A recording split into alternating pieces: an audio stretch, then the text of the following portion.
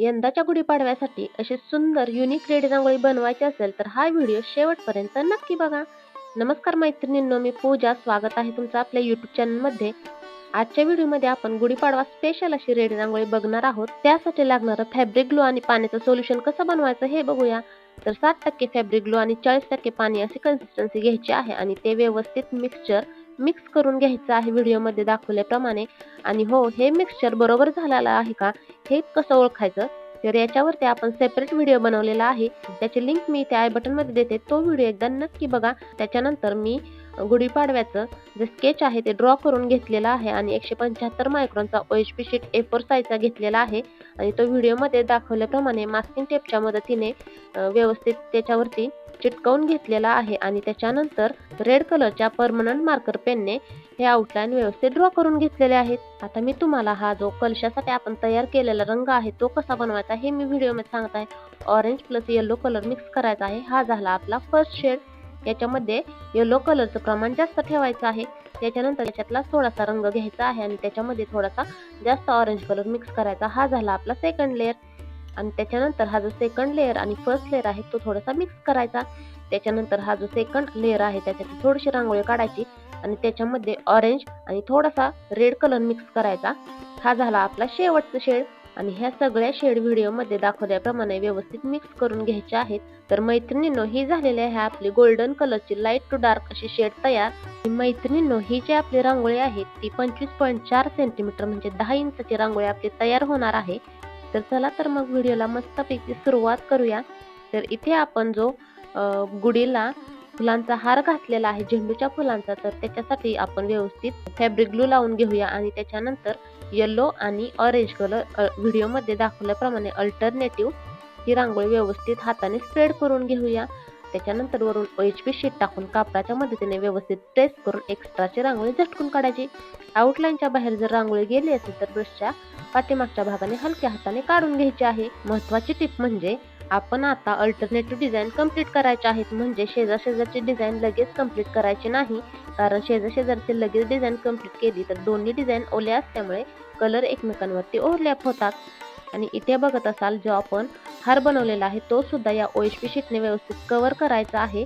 कारण आपण जो कडेची डिझाईन प्रेस करणार आहोत त्यावेळी जास्त प्रेशर लागल्यामुळे ती डिझाईन आपल्याकडून निघून जाऊ शकते. म्हणून OHP शीट व्यवस्थित त्याच्यावरती पूर्ण डिझाईनने कव्हर करायचं आहे.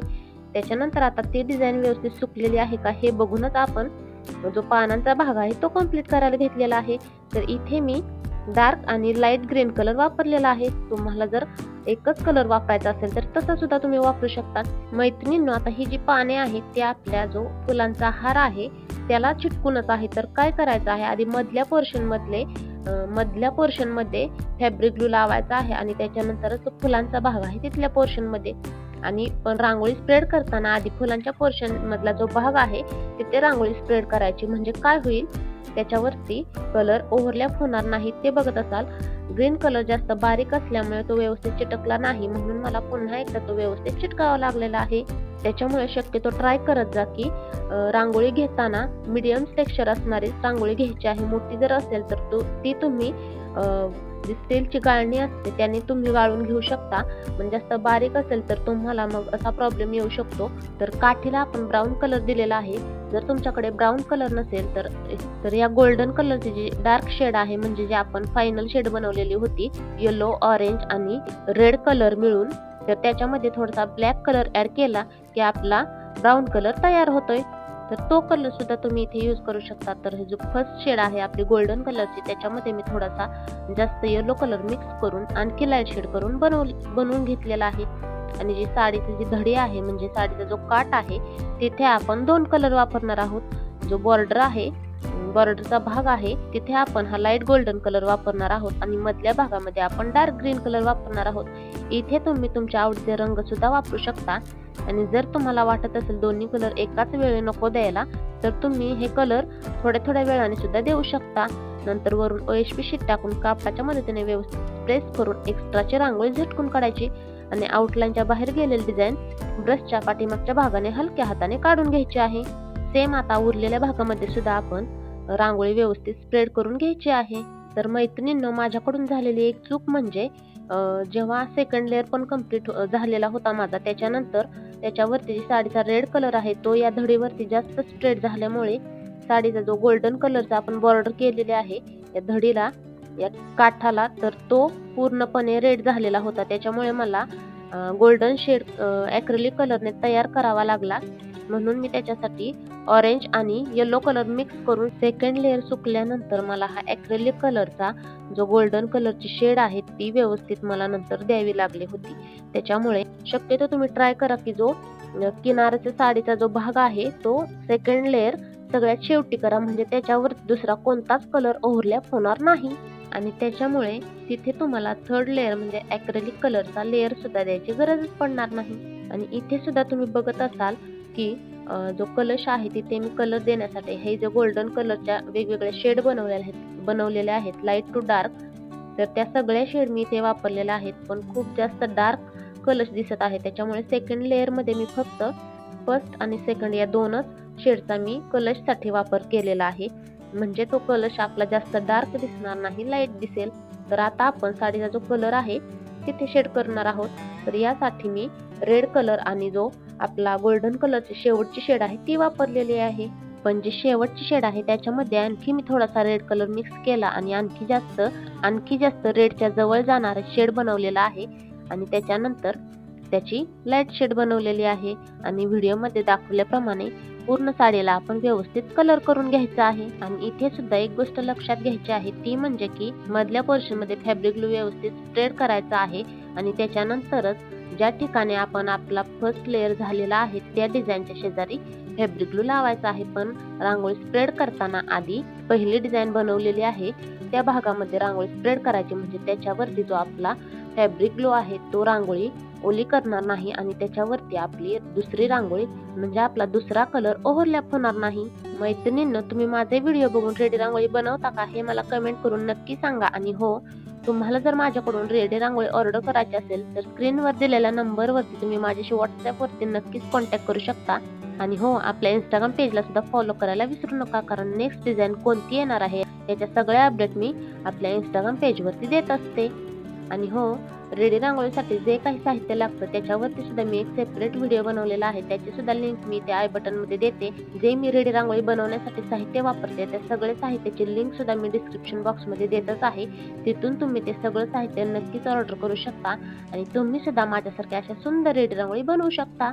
आता जो आपला राहिलेला हाफ सर्कल आहे तिथे व्यवस्थित आपण 2 टप्प्यामध्ये व्यवस्थित फॅब्रिक ग्लू लावून घ्यायचा आहे आणि मधल्या पोर्शन मध्ये स्काय ब्ल्यू कलर आणि बाहेरच्या साईडचा जो पोर्शन आहे त्याच्यामध्ये आपण नेव्ही ब्ल्यू कलर व्यवस्थित स्प्रेड करून घेणार आहोत. आणि दोन्हीच्या मधली शेड बनवण्यासाठी हे दोन्ही कलर मिक्स करून घ्यायचे आहेत आणि या दोन्ही कलर सेपरेट दिसणार नाही, म्हणून त्याच्यावरती आपण जी ही बनवलेली शेड आहे ती व्यवस्थित स्प्रेड करून घ्यायची आहे. आणि सेम प्रोसेसने आपण उरलेल्या पोर्शन मध्ये रांगोळी स्प्रेड करून घेतलेली आहे. पण इथे तुम्ही बघत असाल रांगोळी व्यवस्थित चिटकलेली नाही, खालचा जो आपला पेपर आहे तो दिसत आहे. त्याच्यामुळे हे पुन्हा एकदा मी व्यवस्थित ज्या पोर्शन मध्ये रांगोळी चिटकलेली नाही त्या पोर्शन मध्ये मी पुन्हा एकदा रांगोळी व्यवस्थित फॅब्रिक ग्लू लावून वरून पुन्हा एकदा चिटकवून घेत आहे. आणि हा फर्स्ट लेअर कंप्लीट अर्धा तास व्यवस्थित सुकवू द्यायचा आहे आणि हाताने चेक करायचा आहे सुकलेला आहे का, आणि त्याच्यानंतरच आपण याच्यावरती सेकंड लेअर करायचा आहे. तर सेकंड लेअर मध्ये मला जो ऑरेंज कलरचं जे आपण फूल बनवलेला आहे तो रेड मध्ये मर्ज होताना दिसत आहे, म्हणून मी याच्यामध्ये थोडासा येलो कलर मिक्स करून बनवलेला आहे आणि तो शेड मी इथे ऑरेंज कलरचं फूल दाखवण्यासाठी वापरलेला आहे. आणि त्याच्यानंतर ही जी दुसऱ्या कलरवरती ओव्हरलॅप झालेली रांगोळी आहे ती सुक्या ब्रशने हलक्या हाताने काढून घेतलेली आहे.